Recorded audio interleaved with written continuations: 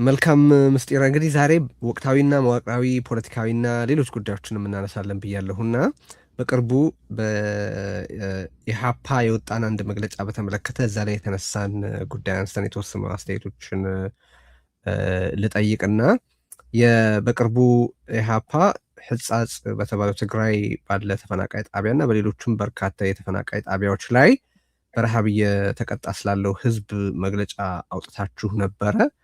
በእውነቱ እኔ በግል ለዚህ ያለኝን ትልቅ ምስጋና ማቅረብ ወዳለሁ። ምክንያቱም በኢትዮጵያ ውስጥ አሁን በተለያዩ የአገሪቱ ክፍሎች ያለውን ስጋት በተመለከተ የፖለቲካ ጉዳይ አድርጎ ያለማየት ህመምንም ያለመጋራት ነገር እመለከታለሁ። በተለይ በመሀል ሀገሩ ፖለቲካ እና ያንንም ረሃብ በተመለከተ እኔ እስከማውቀው ድረስ መግለጫ አውጥቶ ያየሁት ብቸኛ ፓርቲ ኢሃፓ ስለሆነ ለዛ ምስጋና ማቅረብ ወዳለሁ። በቅድሚያ ግን ያንን መሰረት ያደረጉ የተወሰኑ ጥያቄዎች አሉኝ። ጥያቄዎቹን እንዲሁ ለአውዳችን እንዲመች አከታትዬ ላንሳቸውና አስታውስሻለሁ ጥያቄዎቹን እንዳይደራረቡ። ግን እኔ ለኮንቴክስት እንዲረዳ ብቻ ምን ማለት እንደፈለኩ ለማሳየት ላንሳቸው ጥያቄዎቹን። አንዱ ለሶስት ጥያቄዎች ናቸው። አንደኛው በዛ መግለጫ ምክንያት ከጠቀሳችሁት ጋር በተሳሰረ ማለት ነው። አሁን ትግራይ ላይ ስላለው ሁኔታ የፓርቲያችሁ ግንዛቤ ምንድን ነው? አሁን ኢትዮጵያና ትግራይ መካከል ስላለው ግንኙነት ኢሃፓ የሚያስበው ምንድን ነው? በአሁኑ ወቅት ትግራይ የኢትዮጵያ አካል ነው ማለት ይቻላል ወይ? ሪሊ እዛ አካባቢ ያሏችሁ አስተያየቶች ምንድን ናቸው? ትግራይስ ቢሮዎችና አባላት አሏችሁ ወይ? በሌሎች አካባቢዎች ስላለው ረሃብ በኢሃፓ በኩል ያለው መረዳት ምንድን ነው? የሚሉና የመሳሰሉ ጥያቄዎች አሉ። ስለዚህ ከመጀመሪያውን ጀምርና አሁን ትግራይ ውስጥ ስላለው ሁኔታና በትግራይና በኢትዮጵያ መካከል ኢነዌይ ያለውን ወቅታዊ ግንኙነትና ሁኔታ በተመለከተ የምታስቡት ምንድን ነው? መረዳታችሁን እስቲ ንገሪኝ።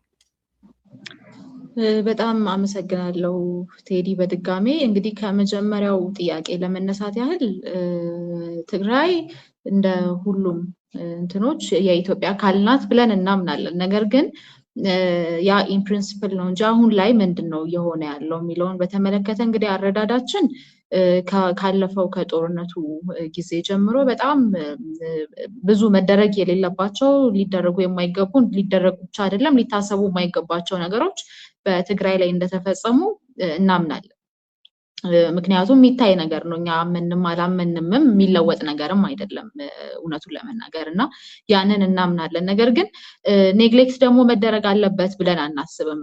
አሁንም ልክ እነዛ ስህተቶች እነዛ ስህተቶች በአንዳንድ አካላት በኩል ስህተቶች በአብዛኛው በኩል ደግሞ ጥፋቶች ስለተፈጸሙ ኔግሌክት መደረግ አለበትና የትግራይን ዕጣ ፈንታ በተመለከተ አንነጋገር ወይም ደግሞ ልክ አሁን ብዙ ጊዜ እንደሚባለው ትግራይን አውት ኦፍ ኢትዮጵያ አድርገን እናስብ የሚባለው ነገር ደግሞ ልክ ነው ብለን አናምንም። ስለዚህ እንደ ኢሃፓ ትግራይ የኢትዮጵያ አካል ናት። እንደ ሁሉም የኢትዮጵያ ክፍሎች አሁን ላይ ባለው ሁኔታ በጣም በጣም በጣም ከሚገባው በላይ የተጎዳ ህዝብ እንዳለ እናምናለን፣ እናውቃለን። ነገር ግን ያንን ለማድረግ ደግሞ የበኩላችንን ማድረግ አለብን በሚል ትግራይንም ኢንክሉድ አድርገን ነው የምንመለከተው። አጠቃላይ ስለ ኢትዮጵያ ሁኔታም ስናወራ በረሃቡ ላይ በተፈጠረው ሁኔታ ምናልባት በጣም አክቲቭ የነበረበት ከዛ አክቲቭ ከመሆን ባለፈ ደግሞ ብዙ ትኩረት ተሰጥቶት ያልነበረው ጉዳይ በመሆኑ ለብቻው ነጥለን ለማውራት ወደናል፣ ተገደናል ስለ የውዴታ ግዴታችንም ስለሆነ ማለት ነው። ስለዚህ በዛ መንገድ ነው እንጂ ቅድም ከሶስተኛው ጥያቄ ጋር አያይዤ ደግሞ ለመመለስ ያህል በሌሎች አካባቢዎች ያሉ ረሃብን ብቻ ሳይሆን ደግሞ ሚስትሪትመንቶችን ህዝብ ላይ የሚደረጉ ጥፋቶችን እናውቃለን፣ እንከታተላለንም ግዴታችንም ነው። እንደ ሰው ደግሞ ይመለከተናል እና በደንብ እንከታተላለን እንደ ፓርቲ። ነገር ግን ቅድም ባልኩ በገለጽኩልህ ምክንያቶች በአሁናዊ ሁኔታ ኔግሌክት ተደርጓል ብለን እያሰብን ባለንበት ሁኔታ በተለይ ከፖለቲካው ደግሞ ተገሏል ብለን እያሰብን ያለንበት ሁኔታ ነው ያለው እና በብዙ አካላት በኩል ረሃብን የፖለቲካ መጠቀሚያ አድርገው እየሰሩበት ነው፣ ሲሰሩበትም ቆይተዋል። እንግዲህ በዚህ አካሄዳቸው ወደፊትም እንደሚሰሩበት ነው የምንገምተው የሚታየው በሚያሳዝን ሁኔታ እና በዛ ምክንያት የህጻጽን ለይተን ለማንሳት ተገደናል። ነገር ግን ኢሃፓ በሁሉም ቦታዎች ለሚደረጉ ኢሰብአዊ ድርጊቶች ግድ ይለዋል።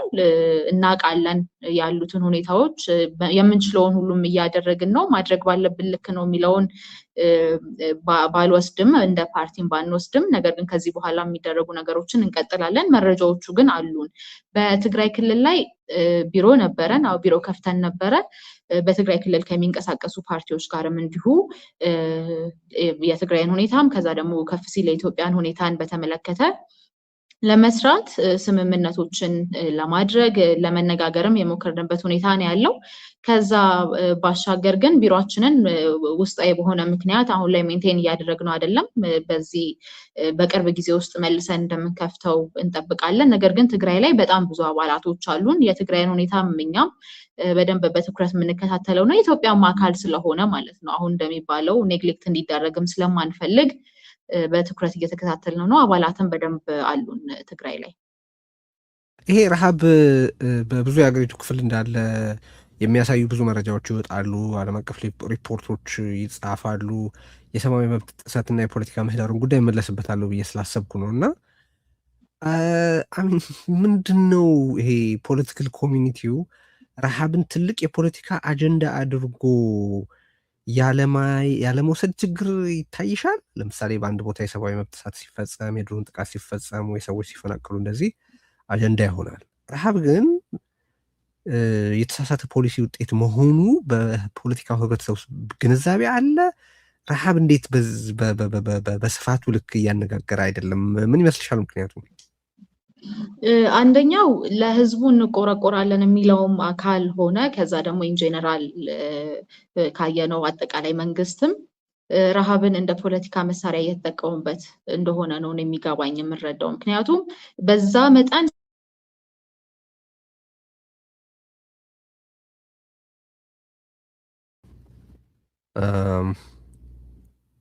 ተቋርጠሻል ምስጢረ ይሰማ ከሆነ ሰው በየቀኑ እየሞተ ባለበት አትሊስት በአካል ይሰማል። አሁን ይሰማል። አውቀት የተወሰነ ተፋብሮች የአካል የቦታ ቅርበት እንኳን ያለው ፓርቲም በለው አጠቃላይ ሰው መጀመሪያ ሊናገር ይገባ ነበር ወደዚህም ከመምጣቱ በፊት። ያልተደረገ ምክንያቱም ቅድም እንዳልኩ ረሃብን የፖለቲካ መሳሪያ አድርጎ የመጠቀም በጣም ትክክል ያልሆነ ሊታሰብም ይገባው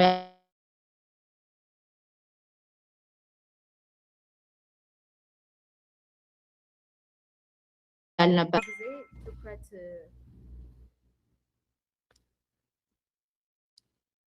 እሺ ይሰማናል። አሁን ይሰማል።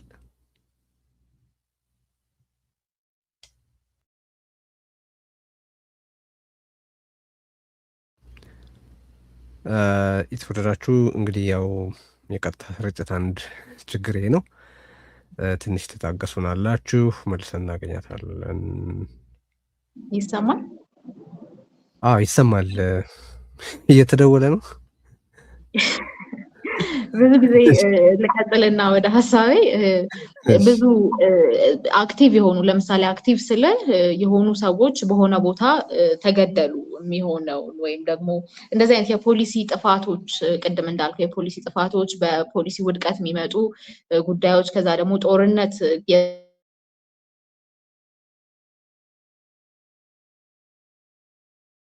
ጦርነት ብዙ ጊዜ ብዙ እንላለን።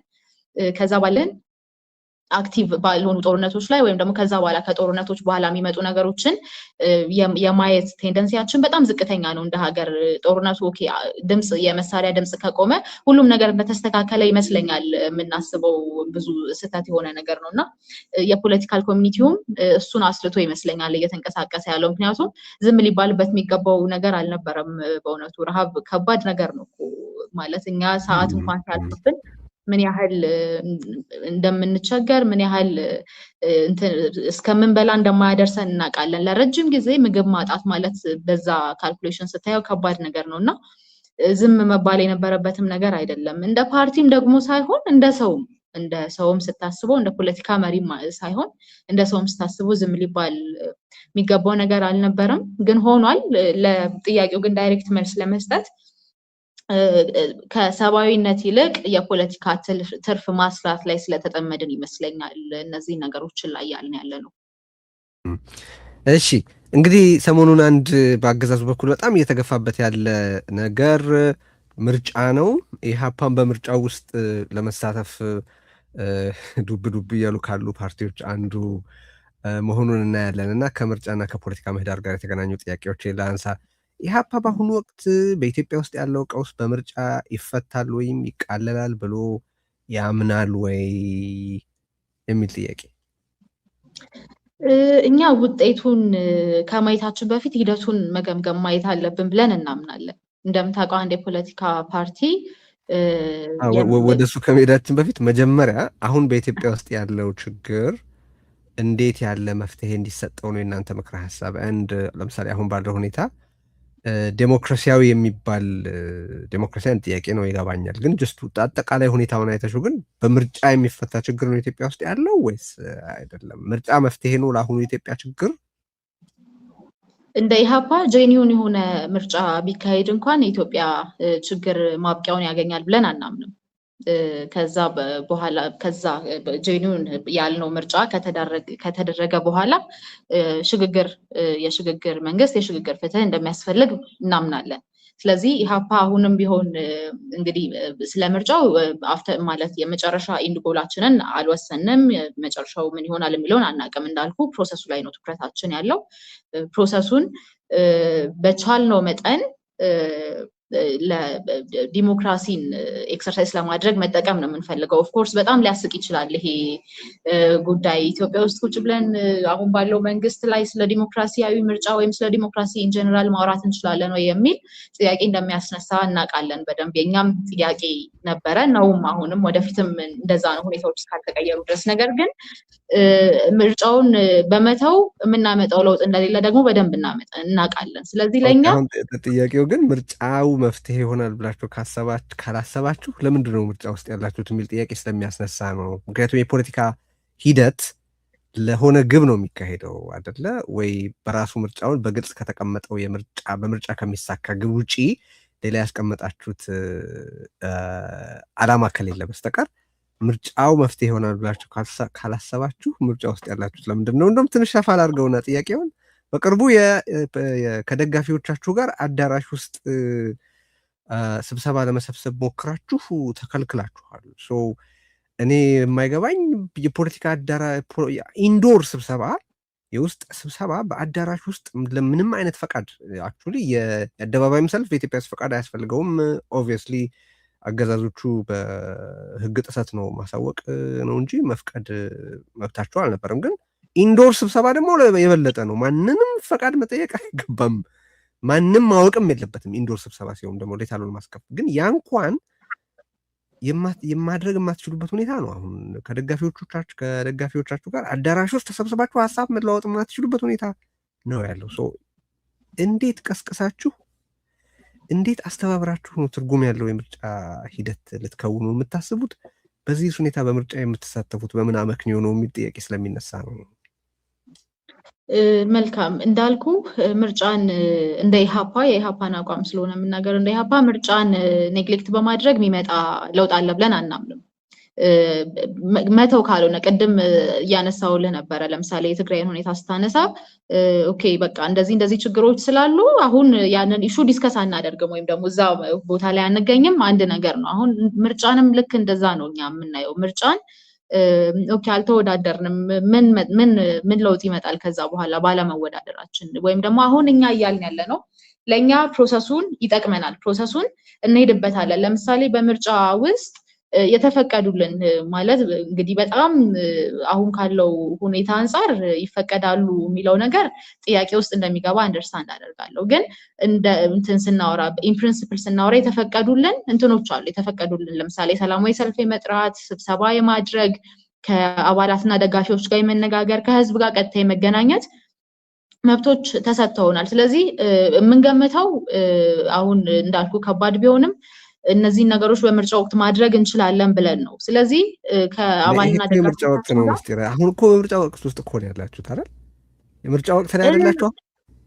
አሁንን ኤግዛክትሊ አሁንን ምርጫ ወቅት ላይ ሆናችሁ አዳራሽ ላይ ስብሰባ መጥራት ፈልጋችሁ አገዛዙ መግለጫ መስጠት አትችሉም ብሎ አዳራሽ ውስጥ ከደጋፊዎቻችሁ ጋር መገናኘት አትችሉም ብሎ ከለከለ።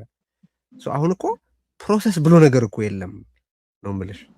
ፕሮሰስ በሌለበት ከፕሮሰሱ መጠቀም እንዴት ይቻላል? እንዳልኩ ነው ለኛ ማድረጉን እንፈልገዋለን አይደለ? አልተከለከልን። ለኛ መከልከላችንን ማጋለጥም የአንድ የትግል መንገድ ነው። ገብቷል? አሁን መከልከል እንፈልጋለን አይደለም። ማይ ፖይንት ማድረግ እንፈልጋለን፣ ፕሮሰሱን መሳተፍ እንፈልጋለን። ምርጫን ከመሸሽ ምናመጣው ለውጥ የለም። በአንድ የፖለቲካ ሂደት ውስጥ ትርፍና ኪሳራህን ታሰላለህ አይደለ? ምን አይነት ሁኔታ ነው ያለው? ሁኔታዎችን ስንገመገም ምርጫን ለማድረግ እንኳን ከአባላት ጋር ለመገናኘት ቀርቶ ያችን ኢንድ ዴይዋን ምርጫ እንኳን ለማድረግ አስቻይ ሁኔታ አለ ብለን አናምንም። ግምገማችንም ያ ነው፣ በጥናታችን ያረጋገጥ ነው። ስለዚህ እንደ ኢህአፓ ምንድነው የወሰንነው? ፕሮሰሱ ውስጥ እንሳተፋለን፣ አስቻይ ሁኔታዎች እንዲፈጠሩ እንታገላለን። ያ ካልሆነ ግን ደግሞ አመራሮቻችንን ሰብስበን ደግሞ ሌላ ውሳኔ የሚያስፈልገው ጉዳይ ስለሆነ ውሳኔ እንሰጥበታለን ነው። አሁን ውሳኔያችን ምን ሊሆን ይችላል የሚለውን እዚህ ጋር ፐብሊሳይዝ ማድረግ አልችልም። እንደምታውቀው ነው ያለውን ሁኔታ፣ እሱን ማድረግ አልችልም። ነገር ግን ሂደቱን ደግሞ ኖ በቃ አስቻይ ሁኔታ ስለሌለ ምን ማድረግ እንችላለን ብለን መቀመጥ ለኛ ተስማሚ የትግል መንገድ ሆኖ አላገኘነውም። ኦፍ ኮርስ እንደዛ የሚሉ ፓርቲዎች ሊኖሩ ይችላሉ። ከቀደሙ የፓርቲ ልምዶችን በመነሳት ከቀደሙ ምርጫው ላይ አንሳተፍም ብለው ምርጫን ካሳለፉ ፓርቲዎች ልምድን በመነሳት ምርጫን ሂደት ላይ አልሳተፍም ማለት ምንም የሚያመጣው ጥቅም የለም። ምርጫ መሳተፍ የሚያመጣው ጥቅም አለ? ለምንድን ነው ይሄንን የምጠይቀው? አሁን እኮ ሂደት የለም። ሂደት የሚባለው በምርጫ ሂደት ውስጥ መሰለሽ ምስጢራችን በደንብ እንደምታውቂው ሂደት ማለት በምርጫ ሂደት ውስጥ እኮ በጣም ትንሹ የምርጫ ሪኳየርመንት ከደጋፊዎቻችሁ ጋር በነፃነት መገናኘት ነው። ሲጀመር ምርጫ ሌሎች ደጋፊዎች አፍርታችሁ የበለጠ ድምፅ አግኝታችሁ ለስልጣን የምትበቁበት ሂደት ነው። ሀሳቦቻችሁን የምታሰራጩበት ሂደት ነው።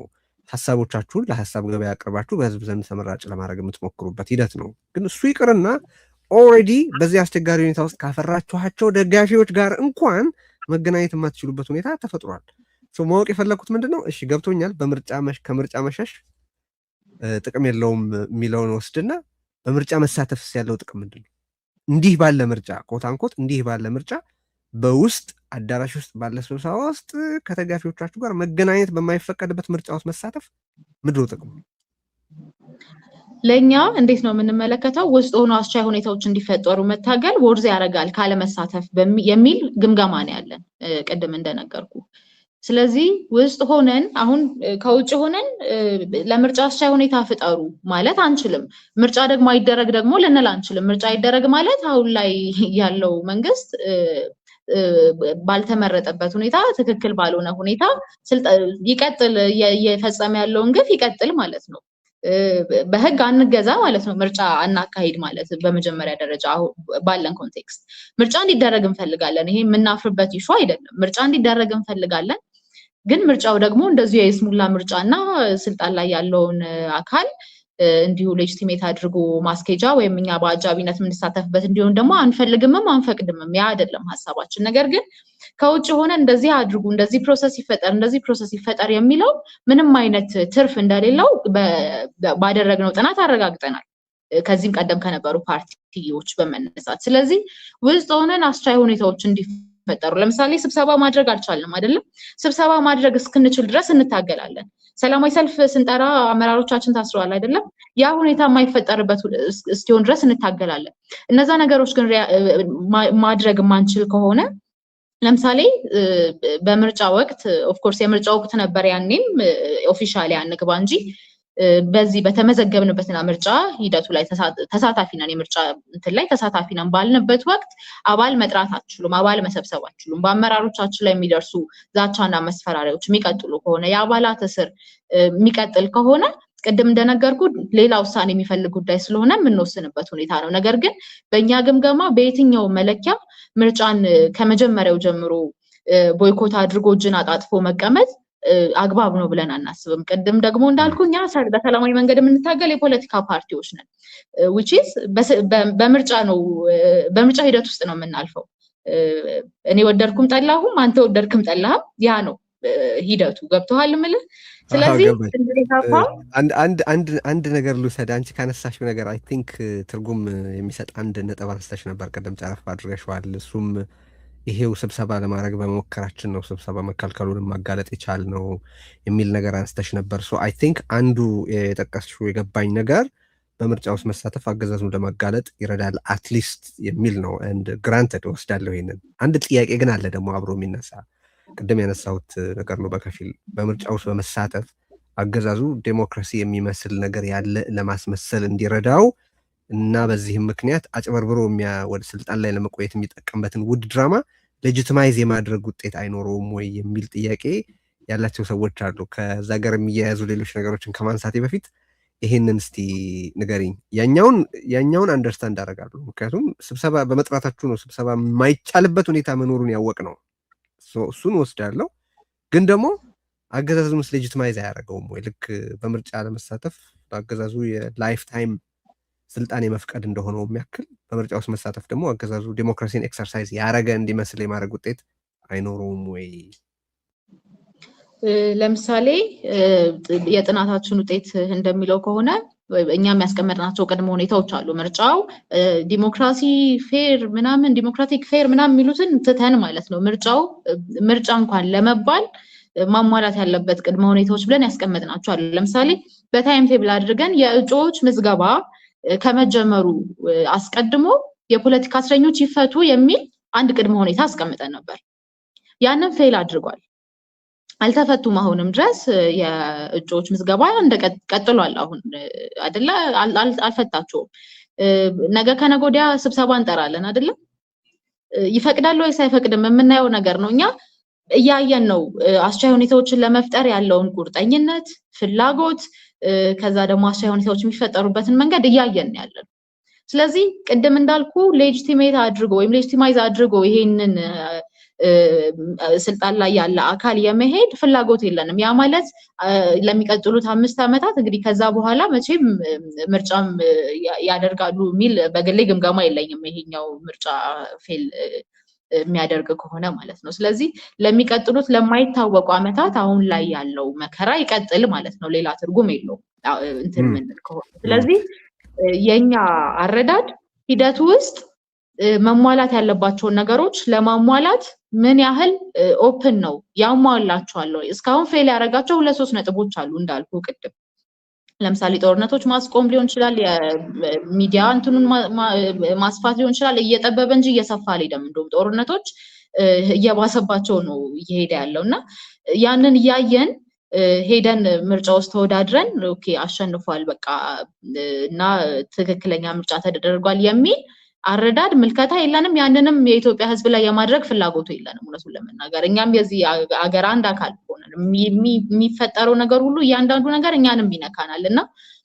ሂደቱን ግን እኛ በመታገያነት እንጠቀምበታለን ከመታገያነት ባለፈ ግን አስቻይ ሁኔታዎች እንዲፈጠሩ እንሟገትበታለንና ህጋዊ ለማስመሰልም አንሄድም እኛ ለምሳሌ አዳራሽ ስንከለከል ኢትዮጵያ ውስጥ ያለ ፖለቲከኛ ብቻ አይደለም የሚያውቀው በጣም ብዙ ዓለም አቀፍ ተቋማት ያውቃሉ ያንን ስብሰባ እንደተከለከልን ሶ ኢን ኖ ዌይ በየትኛውም አይነት ሴንስ ብትሄድ ኢትዮጵያ ውስጥ አሁን በእንደዛ አይነት ሁኔታ ቀጥሎ የሚደረግ ምርጫ ዲሞክራቲክ ነው የሚል አይነት ኢምፕሊኬሽን ሊኖረው በፍጹም አይችልም አይ ቲንክ አምባገነንና ምርጫ ብዙ ጊዜ ያለ ዳይለማ ነው በተቃውሞ ካምፕ ውስጥ እና መቀጠል ያለበት ክርክር ይመስለኛል የትኛው ነው የተሻለ የትግል መንገድ የሚል ግን እንደው ከዚሁ ጋር ወደ ተያያዘ ሌላ ጥያቄ ከመሄድ በፊት አሁን እኮ የሆነ የምርጫ ሂደት ኖሮ የሆነ ነገር ሲጎድሉት ሂደቱ ፍጹም አይደለም እነዚህ ነገሮች ይጎድሉታል ይባላል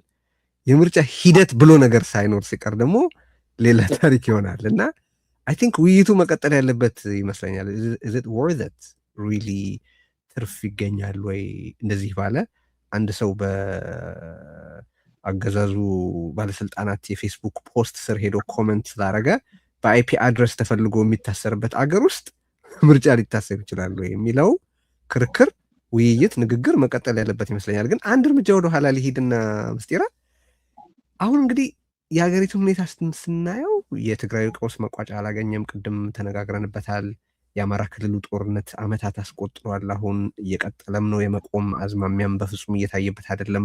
በኦሮሚያ ያለው ደግሞ በጣም ረዥሙ ጦርነት ነው እንደምታውቂው።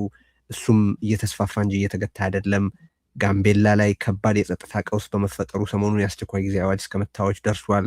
ቤኒሻንጉል ውስጥ ሌላ ራሱን የቻለ ኬኦስ አለ ምናምን።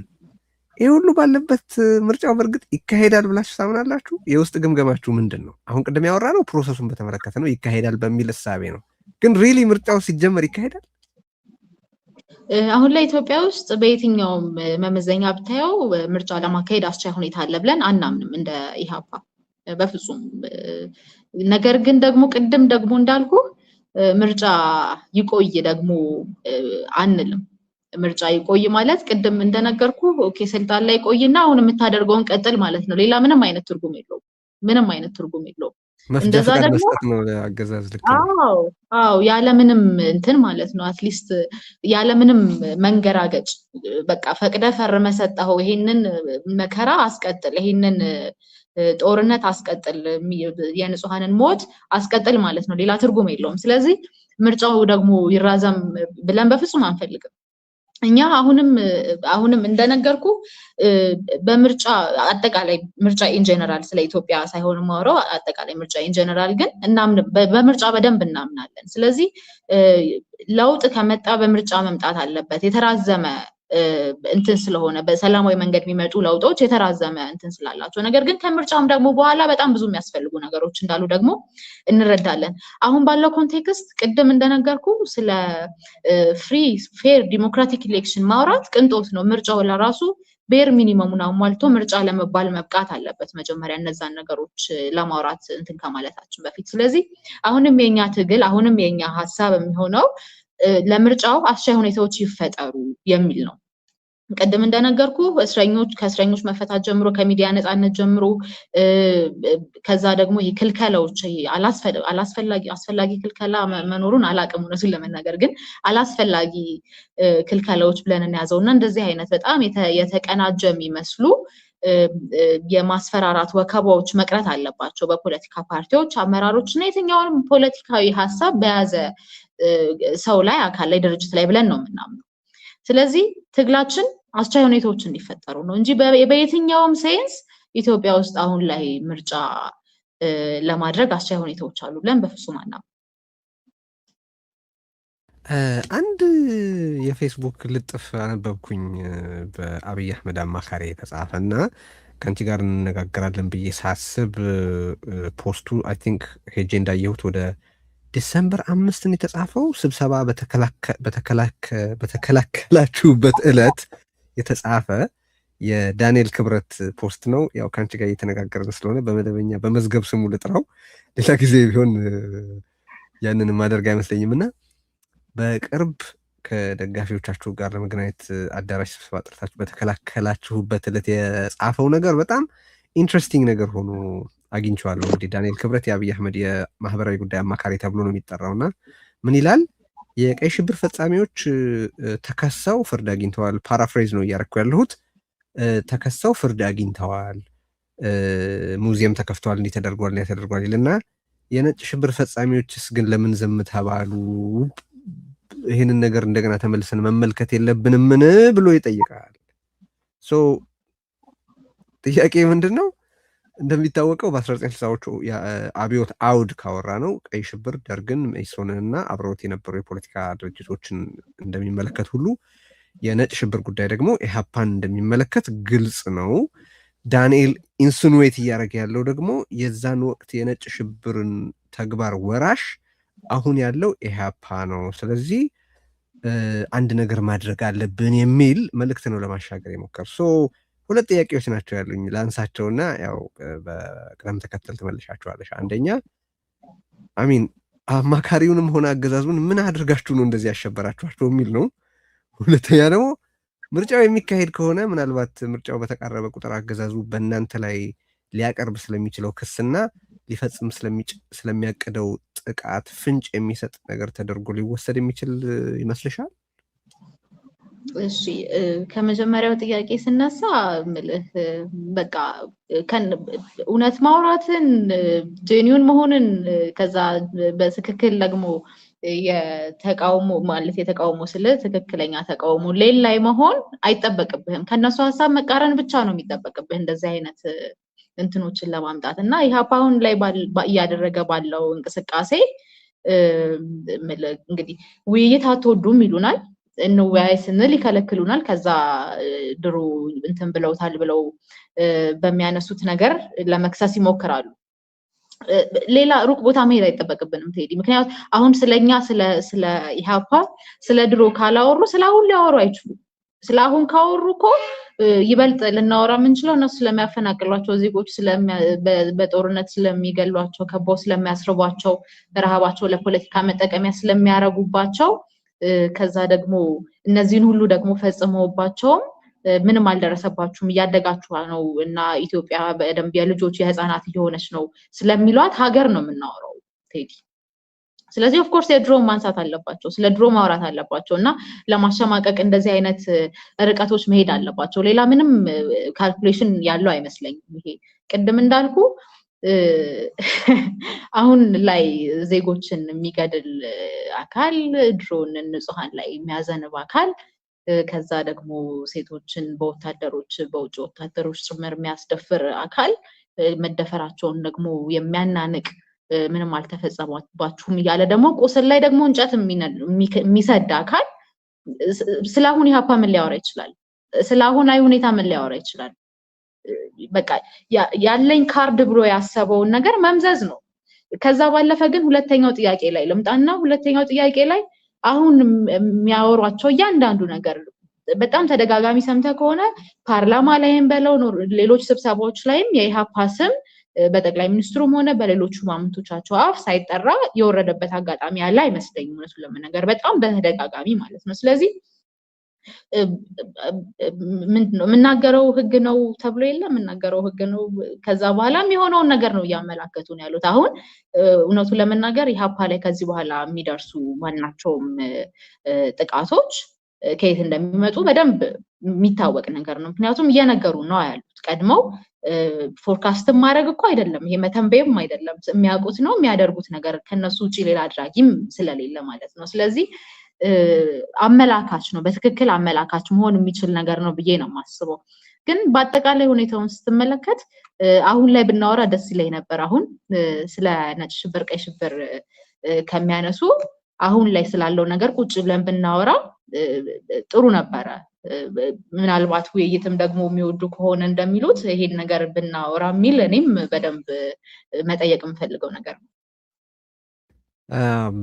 እንደዚህ ባሉ እንግዲህ በይፋ ነው የማህበራዊ አማካሪነት ስፍራ ያለው የሚባል ሰው በብዙ ማህበራዊ ጉዳይ ምንድን ነው ኦርዌሊያን ነው ብዙ የብልጽግና ስያሜዎች እና የማህበራዊ አማካሪ የተባለው ሰው ህብረተሰብንም ሆነ ማህበራዊ ተቋማትን በጣም መጥፎ በሆነ ጄኖሳይድ ሌብል በመስጠት የሚታወቅ ነው። ሰው የሰላም ሚኒስትር ተብሎ የተቋቋሙ የሰላም ሚኒስቴር ስራዎች ምን እንደሆኑ እናውቃለን። ሌሎችንም ነገሮች ማንሳት እንችላለን እና የዛ አመላካች ሆኖ ሊነሳ ይችል ከሆነ ነው ጥያቄውን ያነሳሁት። ግን ከዚሁ ጋር የሚገናኝ ሌላ ጥያቄ ላንሳ። ቅድም በቅድመ ሁኔታነት እዚህ ምርጫ ውስጥ ለመሳተፍ ካቀረባችኋቸው ነገሮች አንዱ የፖለቲካ እስረኞች መፈታትን መሆኑን ጠቅሳሽ ስለነበር እሱ ላይ የተመረኮዘ ጥያቄ ላንሳና ብዙ ሰው በኢትዮጵያ ፖለቲካ ውስጥ ከፖለቲካ ለመሸሹ የሚያቀርበው ምክንያትና ምንድን ነው የሚያቀርበው ምክንያት ተከትሎ የሚመጣውን ሪስክ በማሰብ እንደሆነ ይገልጻል። እስር አትፈሪም ምስጢር? ፖለቲካ ውስጥ አንዳች ፋይዳ ያለው ነገር መስራት እችላለሁ ብለሽ የማሰብሽ ነገር የተቀዳው ከየት ነው ብዬ ልጠይቅና ከዛ አጠቃላይ እናደርገዋለን ጥያቄውን። አይደለም አሁን ባለው ሁኔታ እስር ማንም የማይፈራ ሰው አለ ማለት እስር እኮ ደስ የሚል ነገር አይደለም አይደል? እንዴት ነው ይጋር የምትሆንለት ነገር አይደለም። አትሊስት እኔ ጋዜጠኝነቱ ላይ ብቆይ ይወድ ነበር። ለምሳሌ የኛን ሀገር ግን የሚዲያን ሁኔታ ከዛ የጋዜጠኛን ሁኔታ የምታውቀው ነው። እንደውም ጋዜጠኛ መሆንክ ፖለቲከኛ መሆንክ አሁን ተመሳሳይ ነው ትሪት የምትደረገው በእኛ ሀገር ኮንቴክስት እና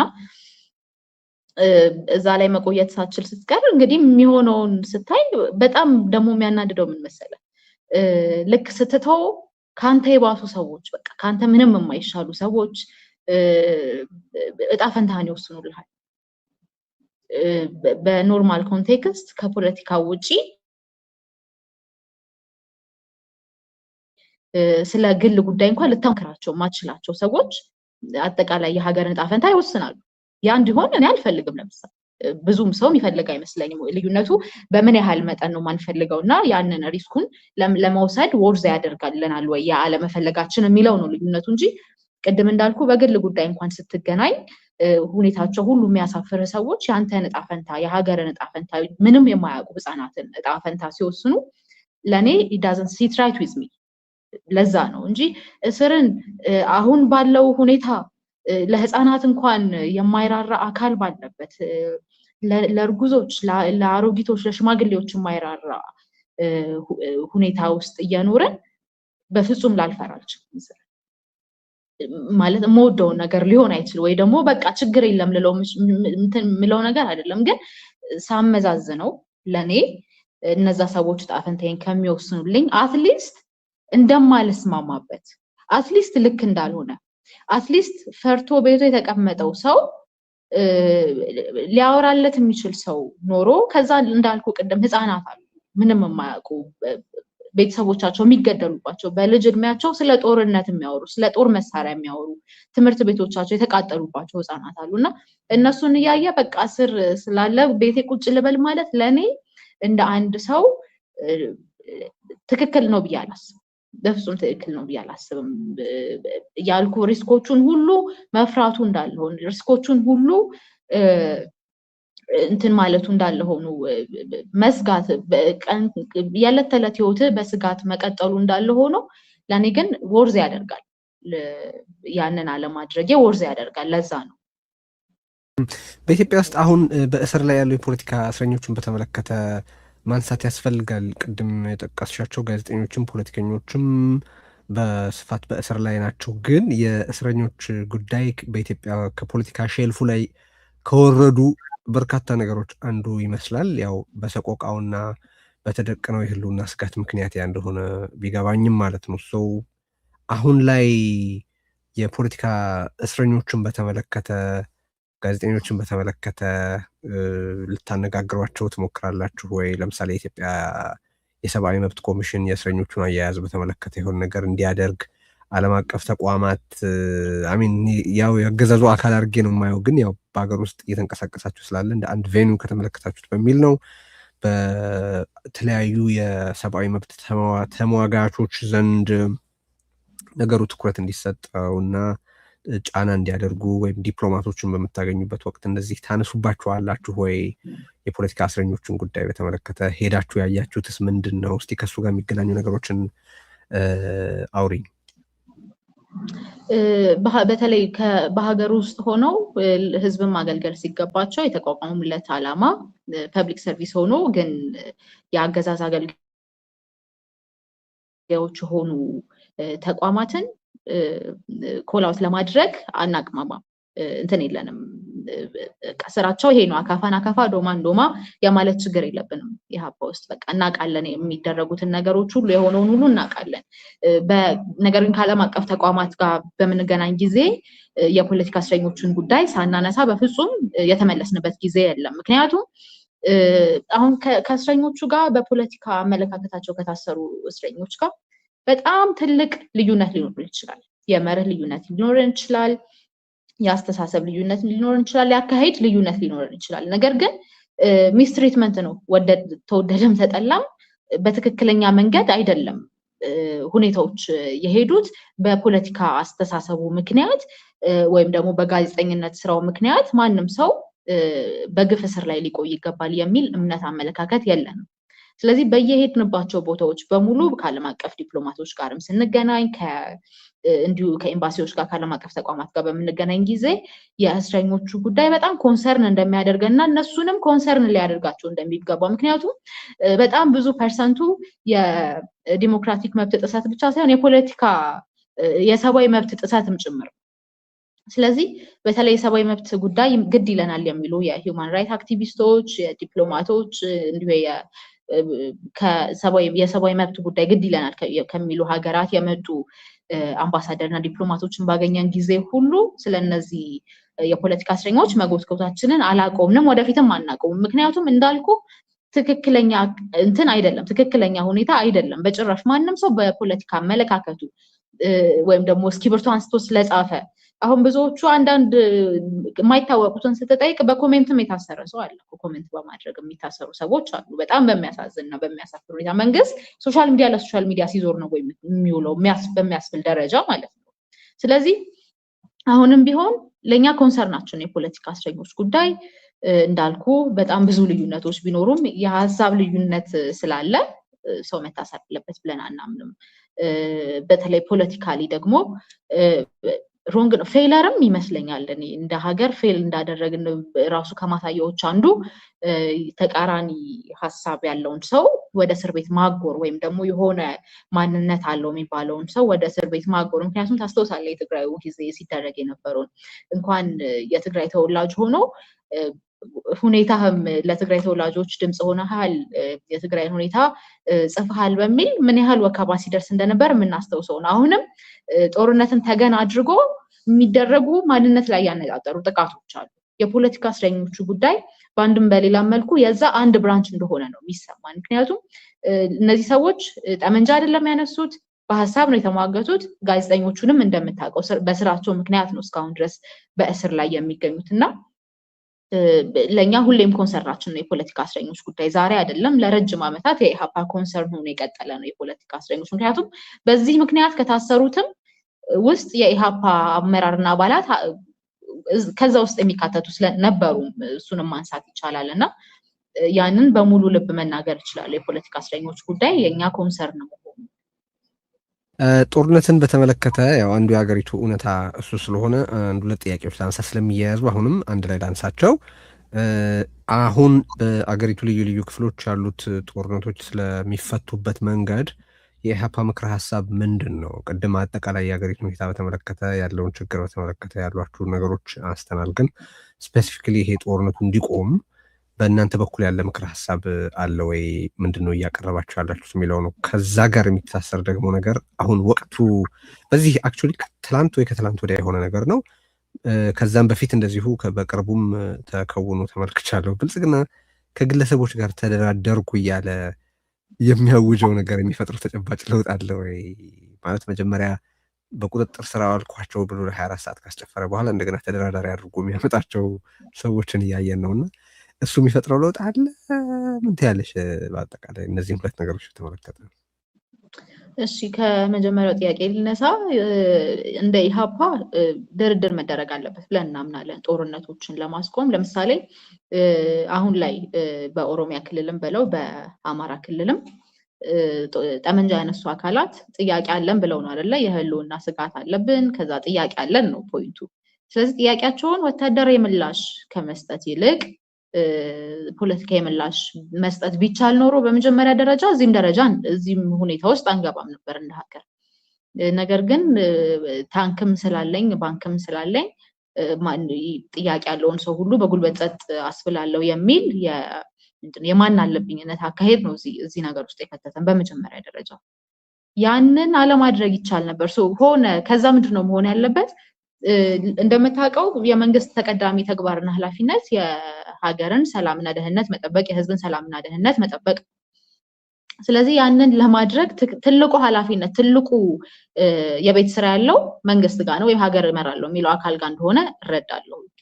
ስለዚህ ምንድነው መሆን ያለበት? መጀመሪያ እንደዚህ አይነት ጦርነቶችን ለማቆም ትክክለኛ ፍላጎት ካለ ትክክለኛ ፍላጎት መኖሩን ማሳየት አለ እያልኩ አይደለም፣ ወይም እንዳለ አምናለሁ እያልኩ አይደለም። ግን ካለ ያንን ማሳየት ይጠብቃል። አሁን ቅድም እንደተባለው እጅ ስጡኝና አቁሙ፣ እጅ ስጡኝና ውጡ አይነት አካሄድ አይሰራም። ምክንያቱም ጥያቄ ስላላቸው ነው እዛ ጋ ያሉት። እሺ ጊዜ አካሄዳቸውን ባልቀበለው ኮዛቸውን ግን ላራክሰው አልችልም። ገብቶሃል የምልህ? ስለዚህ አሁንም ቢሆን እኛ እንደ ኢሃፓ ሰጀስት የምናደርገው ሁለቱም አካላት የሚስማሙበት ትክክለኛ የሆነ ድርድር መደረግ አለበት። አሁን እንደሚያደርገው የእጅ ስጡኝ መጣ ገባ አይነት አካሄድ ሳይሆን ዋጋዋለሁ ከሚለው አካል ጋር ጥያቄውን ሊመልስ የሚችል ትክክለኛ ድርድር ሊደረግ ይገባል ብለን እናምናለን። ያንን ለማድረግ ደግሞ ትክክለኛው ወይም ደግሞ ዋነኛ ኃላፊነትና የቤት ስራ ያለበት መንግስት ነው። ምክንያቱም ቅድም እንዳልኩት የሀገርን ሰላምና ደህንነት የማስጠበቅ ተቀዳሚ ተግባር የመንግስት ስለሆነ ማለት ነው። ስለዚህ ትክክለኛ ድርድሮች ለማድረግ መጀመሪያ መተኮስ ማቆም ያስፈልጋል። ድርድር አደርጋለሁ እያልክ በጎን በኩል አትተኩስም። ስለዚህ ያንን ጄኒዩን የሆነ ፍላጎትህን ማሳየት መቻል አለብህ እንደ አንድ ሀገር እመራለሁ እንደሚል አካል ማለት ነው። ስለዚህ አሁንም ዞሬ የሚመጣው ድርድር ጋር ነው። ጄኒዩን የሆነ ድርድር ሁለቱም አካላት የሚያምኑበት ጥያቄዎችን በፖለቲካዊ መንገድ ሊመልስ የሚችል ከዛ ደግሞ ዊን ዊን ሲቹዌሽን መፍጠር ያስፈልጋል የሚል እምነት ነው ያለን በኢሃፓ በኩል። የመጨረሻ ጥያቄ በኢትዮጵያ ውስጥ ኦልሞስት ሁሉንም የህብረተሰብ ክፍል ሁሉንም ብሔሮች፣ አካባቢያዊ ማንነቶች፣ ሃይማኖቶች ወዘተ ሊያስማማ የሚችል ሁሉም በጋራ የሚጋፈጡት አጀንዳ ከሩሊንግ ኢሊቱ ውጪ ማለት ነው ኢኮኖሚያዊ ጉዳይ ነው እና በተጽዕኗቸው ልክ የኢኮኖሚ ጉዳዮች ፖለቲካዊ አጀንዳ የማይሆኑበት ምክንያት ይገባሻል ወይ? ኢኮኖሚያዊ ቀውስ እንግዲህ አሁን አገሩ ያለበት የኢኮኖሚ ደረጃ በበርካታ ተቋማት በስፋት ይዘገባል። ድህነት በከተሞች አካባቢ ከ43 የድህነት ደረጃ የድህነት መጠን ከ43 በመቶ እና ከዛ በላይ መድረሱን፣ በገጠር አካባቢ ደግሞ ኦልሞስት ወደ 46 በመቶ ደረጃ መድረሱን እና የዋጋ ግሽበትም እንደዚሁ በከፋ መጠን እየጨመረ መሄዱን የሚጠቁሙ ብዙ መረጃዎች አሉ። ግን ፖለቲካል ተደርገው ሲታዩ ደግሞ አልመለከትም። የኑሮ ውድነት የተቃውሞ ምክንያት ሲሆን ላይም የሪሶርስ ዲስትሪቢዩሽን ነገር የተለያዩ ከኢኮኖሚና ከሰው የመግዛት አቅምም ሆነ በአጠቃላይ ከማክሮና ከማይክሮ የኢኮኖሚ ጉዳዮች አንጻር የፖለቲካ ውይይቶች ብዙ አልመለከትም። ይሄ ለምን እንደሆነ ይገባሻል ወይ ግምቶች መላምቶች አሉሽ ወይ? ይሄስ ደግሞ የኢኮኖሚ ጉዳይ የፖለቲካ ፍሬ ነገር እንዲሆን ህብረተሰቡ ያንን እንዲያደርግ በእናንተ በኩል የሚታሰብ እንቅስቃሴ አለ ወይ? ይሄን ጥያቄ ከመመለሴ በፊት ትንሽ ያልነካሁት ጥያቄ አለ ይመስለኛል። ከድርድር አካሄድኩ ከሚለው ኮንሰፕት ጋር በተገናኘ